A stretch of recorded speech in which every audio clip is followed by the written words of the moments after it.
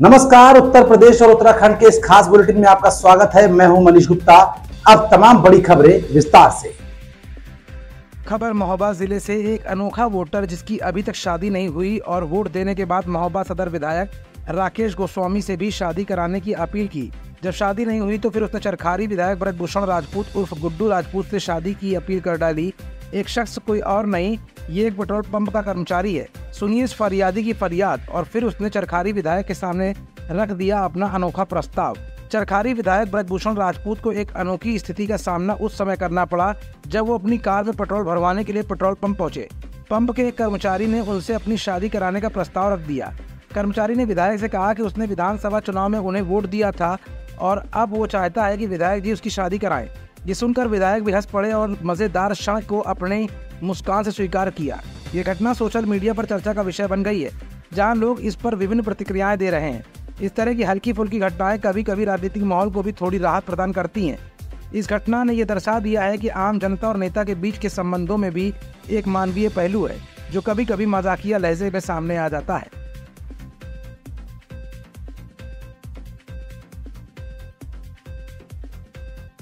आपने हमने तो क्या चुना शादी के लिए?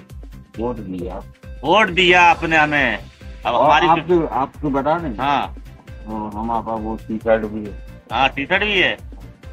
ड्यूटी में दिया था आपने। ड्यूटी में दी थी। तो अब शादी भी करवाए हम। और किसी से नहीं कहा शादी के लिए? किससे कहा? सामने वाले से। सामने वाले मतलब के गुदाजी गोस्वामी जी से कहा था? सबके सामने कहा था। फिर गोस्वामी जी ने शादी नहीं कराई। हाँ तो खरेई बिटिया चाहिए कि कौन बिरादरी चल जाए? कोई भी चल जाएगी। खबर प्रयागराज से है। गंगानगर पुलिस और बदमाशों के बीच हुई मुठभेड़। पुलिस मुठभेड़ में शातिर हत्यारा बदमाश गिरफ्तार। एसीपी सोराव जंग बहादुर के नेतृत्व में मिली सफलता। कुछ दिन पूर्व सोराव में युवती की गई थी हत्या। सोराव थाना क्षेत्र में पुलिस के साथ हुई मुठभेड़। 4 तारीख को सुबह थाना सोराव पर सूचना मिली थी कि एक बच्ची का शव खेत में पड़ा हुआ है। सूचना पे तत्काल थाना पुलिस पहुंची तथा फील्ड यूनिट और मेरे द्वारा भी घटनास्थल का निरीक्षण किया गया। बॉडी को पीएम के लिए भेजा गया, जहां पर उसके साथ दुष्कर्म और हत्या की पुष्टि हुई। परिजनों की तहरीर के आधार पर थाना सोराव में सुसंगत धाराओं में अभियोग पंजीकृत किया गया तथा घटना के अनावरण हेतु 5 टीमों का गठन किया गया, जिसमें सर्विलांस तथा थाने की टीमें शामिल थी। घटना के अनावरण हेतु लगभग 150 सीसीटीवी कैमरे फुटेज का अवलोकन किया गया और 65 से अधिक संदिग्धों से पूछताछ की गई। इसी दौरान एक सीसीटीवी फुटेज में एक साइकिल सवार द्वारा लड़की को ले जाते हुए एक फुटेज प्रकाश में आया, जिसके संबंध में टीमों द्वारा उसकी पहचान कराई गई, जिसमें उसकी पहचान मुकेश पुत्र जोगेश्वर निवासी सराय भोगी थाना सोराव के रूप में हुई। उसकी तलाश पुलिस द्वारा की जा रही थी। इसी दौरान आज 15 अक्टूबर को सूचना 10:30 बजे के आसपास पुलिस को सूचना मिली कि उक्त व्यक्ति जुड़ापुर दादू में हाईवे के पास मौजूद है। इसी सूचना पे पुलिस टीम वहाँ पे पहुंची और उसको हिरासत में लेने के लिए बढ़ी। इसी दौरान उसके द्वारा तमंचे से पुलिस टीम पे फायर किया गया। जवाबी कार्रवाई में पुलिस द्वारा भी फायर किया गया, जहां पर उसके टांग में गोली लगी। पुलिस द्वारा उसको मौके से अस्पताल भेजा गया और पूछताछ की गई, जिसमें उसके द्वारा घटना करना स्वीकारा। उसने बताया कि 3 तारीख की रात्रि को लड़की को उसकी साइकिल की थी। इसी दौरान उसके मन में उसके साथ दुष्कर्म करने का विचार आया और उसने उसको मुंह पे हाथ रखकर काबू में किया, जिसके दौरान वो बेहोश हो गई और इसी दौरान उसके साथ उसने दुष्कर्म किया और उसकी पहचान न हो पाए, इसलिए पास ही एक डंडे से उठाकर उसके सर पे वार किया, जिससे उसकी मृत्यु हो गई। उक्त अभियुक्त को गिरफ्तार कर जेल भेजा जाएगा तथा कठोर से कठोर विधिक कार्रवाई निश्चित की जाएगी। समाजवादी पार्टी के प्रमुख अखिलेश यादव, डीएमके सांसद कनीमोझी करुणानिधि, एनसीपी एससीपी सांसद सुप्रिय सुले और सीपीआई नेता डी राजा जम्मू कश्मीर के मनोनीत मुख्यमंत्री उमर अब्दुल्ला के शपथ ग्रहण समारोह में शामिल होने के लिए श्रीनगर पहुंचे। उमर अब्दुल्ला ने जम्मू कश्मीर के मुख्यमंत्री पद की शपथ ली। खबर जौनपुर से है। मारपीट का वीडियो हुआ वायरल। दशमी के मेले के दौरान लड़की से छेड़छाड़ के मामले में 2 पक्षों में जमकर चले लात घूसे। सरे बाजार जमकर चले लात घूसे। मन बढ़ दबंगों ने नहीं रहा पुलिस का खौफ। वायरल वीडियो के आधार पर पुलिस मामले की जांच में जुटी। जलालपुर थाना क्षेत्र अंतर्गत बीबीपुर रोड के समीप हुई मारपीट। खबर रायबरेली से सफाई कर्मचारी को असलाह लेकर धमकी देने पहुंचा युवक के पास से शराब की बोतल और असलाह बरामद। सुरक्षा गार्ड ने पकड़कर पुलिस को सौंपा। पुलिस जांच में जुटी। शहर कोतवाली के जिला अस्पताल का है मामला। खबर जौनपुर जिले से है। जौनपुर जिले के डाकघर जलालपुर का पिछले 18 दिनों से सर्वर डाउन होने से डाकघर का काम बाधित है। लोग बेटी की शादी, दवा और अन्य जरूरी काम के लिए अपना ही पैसा नहीं निकाल पा रहे हैं। रोजाना लोग उम्मीद लेकर डाकघर आ रहे हैं, लेकिन उन्हें बैरंग वापस लौटना पड़ रहा है। इस समस्या से क्षेत्र के लोग पिछले 18 दिनों से लगातार जूझ रहे हैं। इस समस्या के समाधान के लिए डाकघर अधीक्षक द्वारा BSNL ऑफिस पर कई बार शिकायत भी की जा चुकी है, लेकिन समस्या का अभी तक कोई समाधान नहीं निकला है। डाकघर जलालपुर अधीक्षक रंजीत कुमार ने बताया कि यहाँ BSNL का नेट लगा हुआ है। पिछले 28 सितंबर से डाकघर में नेटवर्क नहीं है। BSNL ऑफिस के लोग रोज 2 दिनों में नेटवर्क ठीक करने की बात कहते हैं, लेकिन 18 दिन बीत जाने के बाद भी आज तक नेटवर्क ठीक नहीं हुआ, जिससे डाकघर का काम बाधित है और खाता धारकों के पैसा जमा करने और निकासी का काम नहीं हो पा रहा है। लोग अपना ही पैसा नहीं निकाल पा रहे हैं। यहाँ पर जनता परेशान है। पिछले 18 दिन से काम नहीं हो रहा है, लोगों का आरोप है। क्या समस्या है सर? दिनांक 28 सितंबर से यहाँ नेटवर्क नहीं है जलालपुर में, और यहाँ BSNL का नेटवर्क है, जो कि वो प्रतिदिन 2 से 3 दिन में कह रहे हैं सही हो जा रहा है, लेकिन प्रतिदिन यही समस्या बन रही है। लोगों का जमा निकासी का कार्य मतलब नहीं हो पा रहा है। लोग अपने ही पैसे मतलब निकाल नहीं पा रहे हैं। कभी कहीं ना कहीं से जा कर के हम हेड ऑफिस वगैरह में काम कर के लोगों को पैसा निकाल दे रहे हैं, लेकिन प्रतिदिन यही समस्या बनी है। पिछले कितने दिन से समस्या बनी है? दिनांक 28 सितंबर से ये समस्या बनी हुई है। अब तक कोई ठीक नहीं, अभी तक कोई ठीक नहीं हो पाया है। क्या कह रहे हैं BSNL के अधिकारी? करते हैं BSNL वाले प्रतिदिन फ़ोन करने पर यही जवाब देते हैं कि 2 से 3 दिन में ये सही हो जाएगा, लेकिन अभी तक आज सुबह भी कहे थे कि आज सुबह सही हो जाएगा, लेकिन अभी तक सही नहीं हुआ है। अपना नाम बताइए। मेरा नाम रंजीत कुमार है, कार्यवाहक हैं यहाँ पोस्ट मास्टर जलालपुर। डाकघर को आप जलालपुर आए हुए हैं, कितने दिनों से आ रहे हैं? क्या समस्या हो रही है? एक हफ्ता पहले आए थे, तब नेटवर्क इनका नहीं चल रहा था। अभी आज आ रहे हैं 15 दिन के बाद, फिर नेटवर्क बोल रहे हैं नेटवर्क 1 हफ्ता 15 दिन से नहीं चल रहा है। क्या था आपका? हमारा पासबुक पर पैसा चढ़वाना है और पैसा निकालना भी है इसमें से। क्या नाम है? जटाशंकर यादव। डाकखाने में आप आए हैं, कितने दिन से आ रहे हैं? क्या है? 1 हफ्ता से दौड़े थी, पैसा जमा नहीं होता। नेटवर्क रोज इनका लोगों का छुटले बा। इधर लापरवाही होला, यहाँ कोनो काम जल्दीबाजी नहीं हो।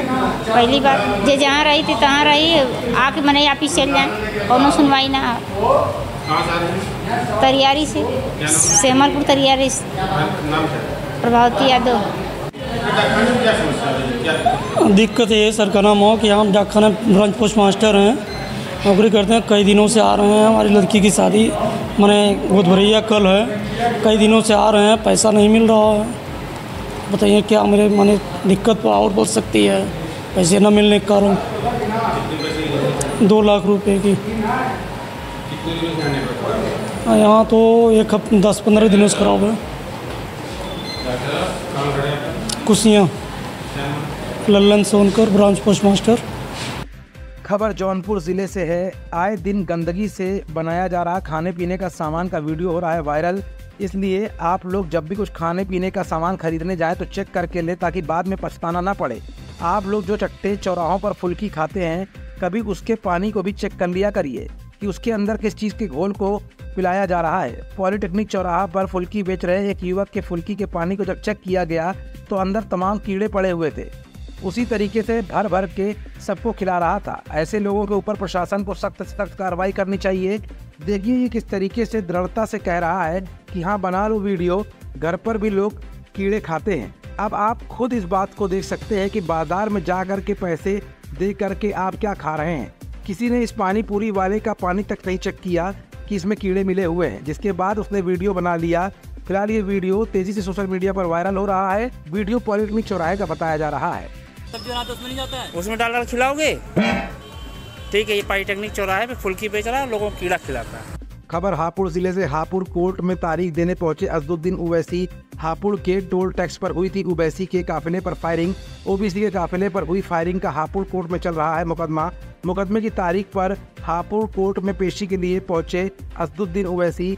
ओवैसी के आगमन को लेकर चप्पे चप्पे पर पुलिस बल रहा मौजूद। ये था मामला।